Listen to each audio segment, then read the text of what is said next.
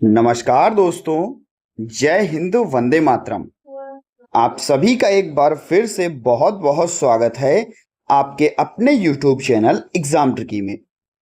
दोस्तों यहाँ पर आज हम लोग बात करेंगे IDD वाले बच्चों के पेपर नंबर 3 यानी कि assessment of children with developmental disability की। ठीक है, अगर यहाँ पर हम लोग बात करें तो मैंने अभी जब पेपर देखा, लगभग आज के पेपर में अगर हम बात करें तो 80% से ज्यादा आपको देखने को मिला। क्वेश्चन देख लेते हैं। Glad grade level assessment device की बात कर रहा है का मुख्य रूप से उपयोग निम्नलिखित में से आकलन के लिए किया जाता है। तो जो स्कूल में सीखने से संबंधित कठिनाइयों को पहचानना होता है वहां पर इसका आकलन किया जाता है। बी ऑप्शन आपका बिल्कुल सही हो जाएगा। ठीक है, नेक्स्ट क्वेश्चन है आईईपी का उद्देश्य क्या होता है। व्यक्तिगत शिक्षा योजना आईईपी का उद्देश्य क्या होता है। और अभी आप लोगों को एक बहुत बड़ा झटका दूंगा, क्योंकि जब मैंने वीडियो अपनी दो की दोनों बनाई थी वहां पर मैंने उसके बारे में बताया भी था। अगर आपने नहीं ध्यान दिया होगा तो आज आपने चीजों को गलत भी किया होगा। ठीक है, देखते रहिएगा, आगे आप सभी के लिए है। तो भाई जब बात होती है आईईपी की तो हम कहेंगे भाई किसी भी दिव्यांग बच्चे की व्यक्तिगत लक्ष्यों को बनाना, उसके लिए सेवाएं प्रदान करना, एक प्रकार का दस्तावेजीकरण करना। सी ऑप्शन आपका बिल्कुल सही हो जाएगा। ठीक है, नेक्स्ट क्वेश्चन नंबर 3 कह रहा है कि निम्नलिखित में से कौन सा विशिष्ट अधिगम दिव्यांगता का उदाहरण है। आपने पढ़ा है भैया, डिसलेक्सिया, डिसग्राफिया, डिसकैलकुलिया। भैया आपका बी ऑप्शन बिल्कुल सही हो जाएगा। इसके बाद में ट्रू फॉल्स की बात कर लेते हैं। तो विकास संबंधी देरी की पहचान जितनी जल्दी हो सके प्रारंभिक हस्तक्षेप उतना ही अधिक प्रभावी होता है। भैया गा गा कर बताया था, समझा समझा करके बताया था कि भैया जितनी जल्दी पहचानो उतनी जल्दी हस्तक्षेप करो। तो बिल्कुल भैया आपका ये सही हो जाएगा। डाउन सिंड्रोम से पीड़ित बच्चों में अक्सर बोलने और भाषा के विकास में देरी देखी जाती है। बिल्कुल भैया, जब डाउन सिंड्रोम बच्चा होता है कभी कभी उसकी जीभ में समस्या होती है तो बोलने और भाषा संबंधी विकास में देरी देखने को मिलती है। ठीक है, तो ये भी आपका क्या हो जाएगा, सही हो जाएगा। दोनों आपके सही। और मुझे पता है इसमें से आप लोगों ने 5 में से 5 बिल्कुल। आगे बात कर लेते हैं। ठीक है, मिलान की। और मिलान में अगर हम लोग बात करते हैं FACP यानी कि functional assessment checklist for programming, तो हम क्या कहेंगे, यह है आपका कार्यात्मक और दैनिक जीवन कौशल योजना। ठीक है, पहले का आपका हो जाएगा डी।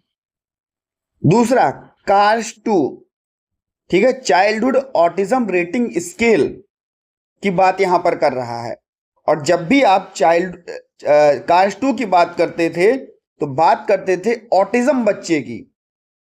नाम से स्पष्ट है, चाइल्डहुड ऑटिज्म रेटिंग स्केल 2। मैंने बार बार बताया था, लास्ट वीडियो मैंने अपलोड की थी क्वेश्चंस वाली, वहां पर भी मैंने आपको बताया था।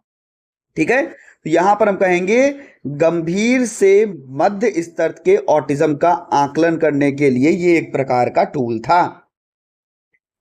अब हम बात करते हैं नॉर्म रेफरेंस टेस्ट की। एक आपको हमने NRT बताया था और CRT बताया था। कहा था भैया इसको बढ़िया तरीके से रट लेना। ठीक है, दोनों परीक्षण मैंने आपको बताए थे। ठीक है, मानक संदर्भित परीक्षण की बात करता है तो किससे तुलना करेगा, बी ऑप्शन से। ठीक है, समूह औसत की तुलना में। ठीक है, और रचनात्मक, अब देखना यहीं से खेल स्टार्ट हो गया भैया, मूल्यांकन और आकलन का खेल यहीं से स्टार्ट हो गया। और अब देखना आप लोग, लिखा है फॉर्मेटिव असेसमेंट, रचनात्मक अगर मूल्यांकन लिखा है तो ये होता आपका इवैल्यूएशन इंग्लिश में। लेकिन ये चीज मैंने आपको बताई भी थी भैया, अगर असेसमेंट लिखा होगा तो किसके बारे में, आकलन के बारे में लिखना। ठीक है, तो ये क्या हो जाएगा, प्रशिक्षण के दौरान निरंतर प्रतिक्रिया। ठीक है, ए ऑप्शन आपका सही हो जाएगा, आउटगोइंग फीडबैक ड्यूरिंग इंस्ट्रक्शंस। ठीक है, और लास्ट में ये पेपर अगर हम लोग बात करते हैं ये आपका, अब यहां पर भी देखिए वही खेल, और हमेशा इंग्लिश वाला ही जो शब्द होता है उसको सही माना जाता है। ठीक है, मूल्यांकन को परिभाषित करें। नहीं भैया, मूल्यांकन की परिभाषा दूसरी होती है और असेसमेंट की परिभाषा दूसरी होती है। मूल्यांकन यहां पर दूसरा है और असेसमेंट यानी कि आकलन दूसरा है। तो जिसने आकलन की परिभाषा लिखी होगी, आकलन की परिभाषा क्या होती है, एक व्यवस्थित प्रक्रिया जिसके दौरान छात्र के कौशल और आवश्यकताओं की जानकारी एकत्र कर उसके शिक्षण की योजना बनाई जाती है। बच्चे के बारे में जानकारी को एकत्र करना,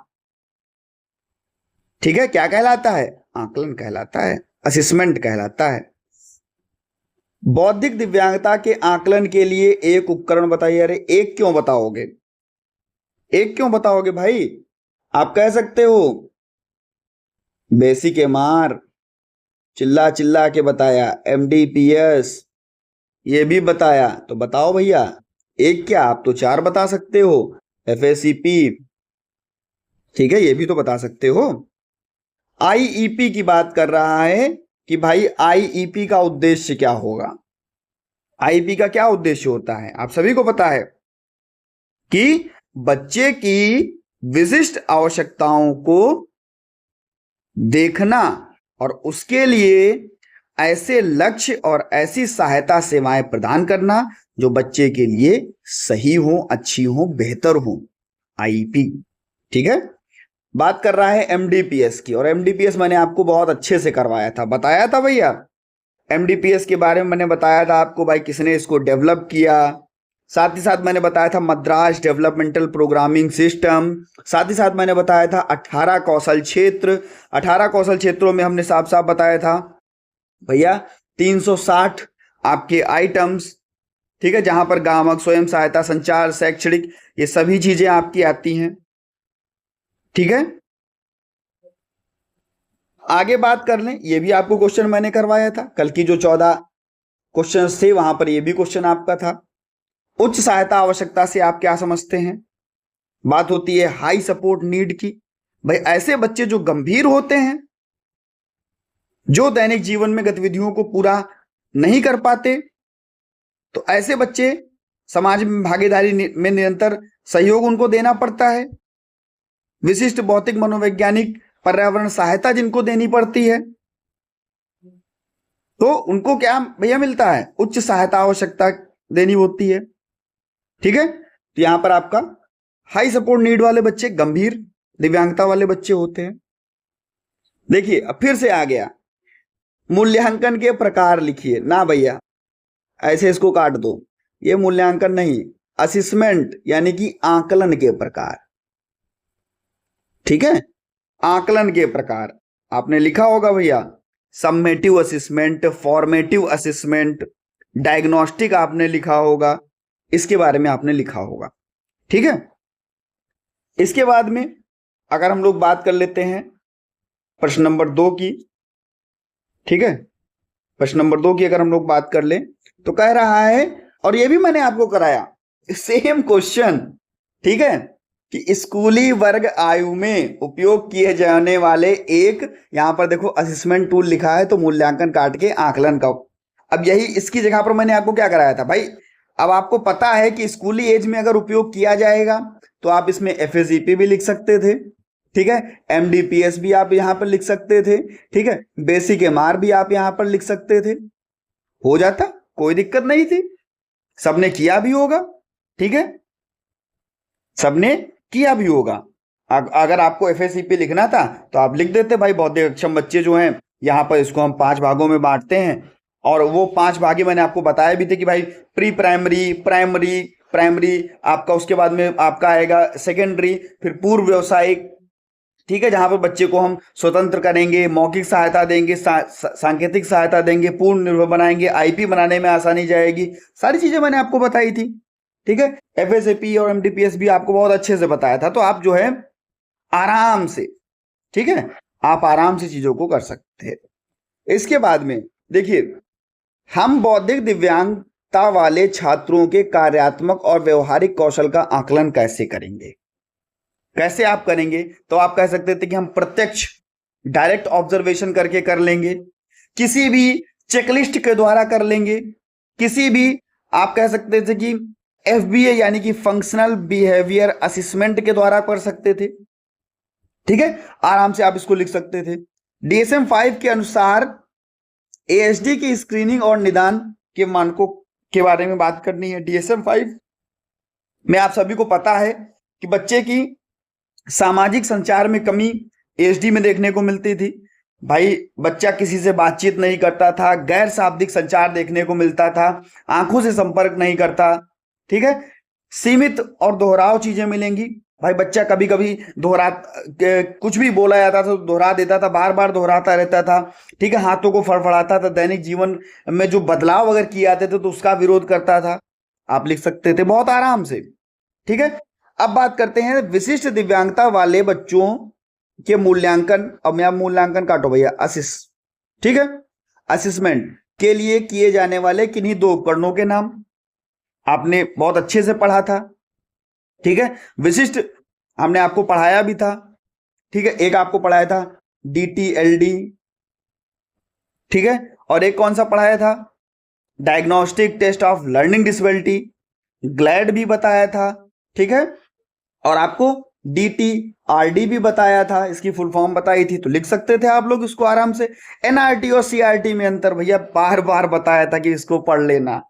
ठीक है, जितनी बार ये पेपर में आता है ना उतनी बार आपको, मतलब पेपर ही आता है, इससे छूट के जाने वाला नहीं है पेपर, ऐसा पेपर आता है NRT और CRT।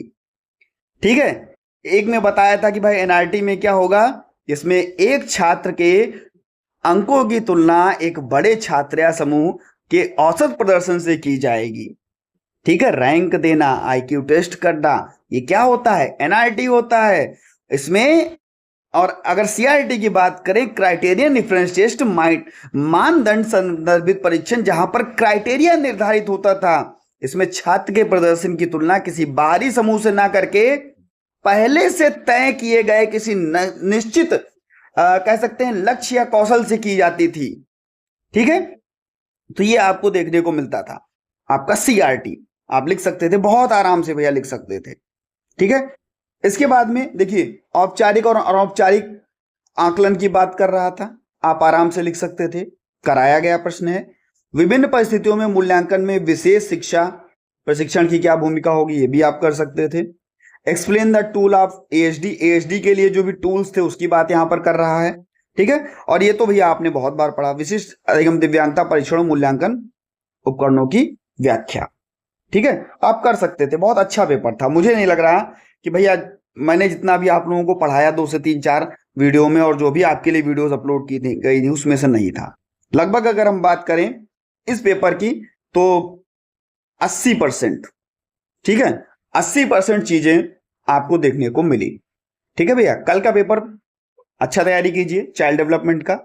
ठीक है, मिलता हूं भैया नेक्स्ट वीडियो में, तब तक बने रहिएगा आपके अपने चैनल एग्जाम ट्रिकी पर। धन्यवाद।